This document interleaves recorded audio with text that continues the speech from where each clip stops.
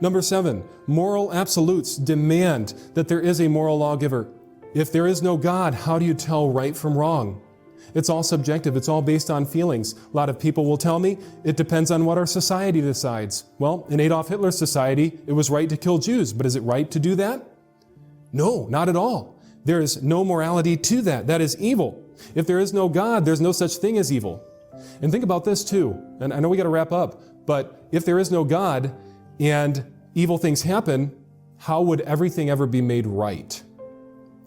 The problem of evil is not for Christianity, it's for atheists. Christianity offers a solution that every single wrong that has ever happened in this world will be made right someday. And yet the all-good God doesn't make it right now. Why worship something evil? I mean, God is all good, but yet created evil. So therefore he can't be all good, can he?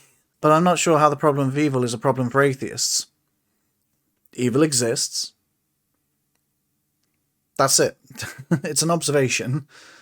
We perceive things as wrong because it harms us, whether physically, mentally, emotionally.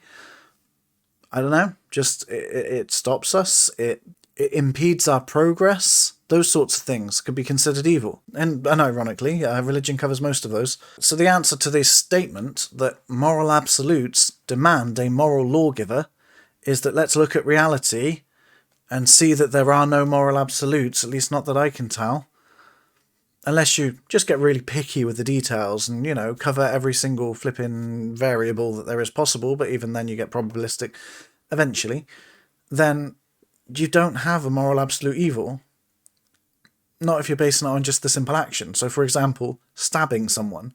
Is that evil? If you say yes, then is surgeons evil? Then you're going to say no, you're going to make an exception because it's not an absolute evil.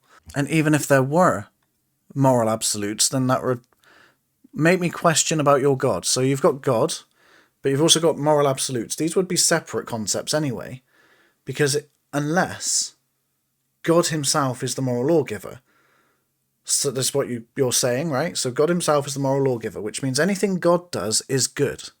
So why are you, criticizing Hitler, to be fair? Because Hitler killed quite a few million people, and I think he even topped God, to be fair, but God killed, 2 million people during the Great Flood, it's estimated?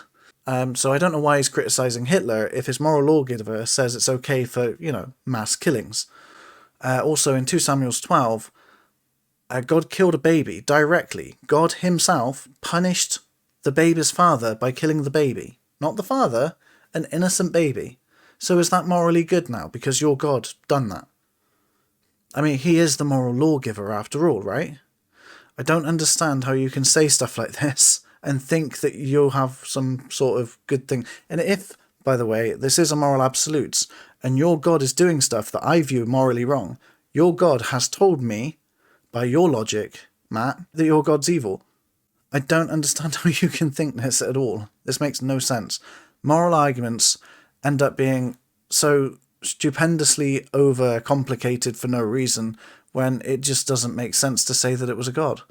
In reality, it again stems from evolution, even Matt's version of evolution, where we developed in social groups, whether it be in cities, towns. Even if we had technology as soon as the Earth was created 6,000 years ago, according to Matt, we still lived in societies for years, before moral stuff was even wrote down, really, according to Matt, because I assume that he imagines text that was written 10,000 years ago didn't exist. We're a social species. We have learned to be moral. My kids have learned to be moral over the course of, the first few years of their life. Tests and studies have been done on babies to prove, not babies, but like toddlers, to prove that they have an understanding of right and wrong, potentially. I question some of the methods they use, but it seems that there's some evidence to suggest that they do. This doesn't mean a god gave it to them. It seems more evolutionary based. It just doesn't seem to make sense to say they were magically imbued with these things and then call everyone else who doesn't believe that magic or thinking. But yeah, when we say something that seems to make sense, it was passed on, through behavioural traits from parents, as well as being taught it through their environment, being around their parents who have the same mindset and thinking and probably had to learn the same things they did as they were growing up. No, that's bad. No, yes, that's good. Here's a reward. These are learnt behaviours too. So it's a combination of many things. But one of those things doesn't require God.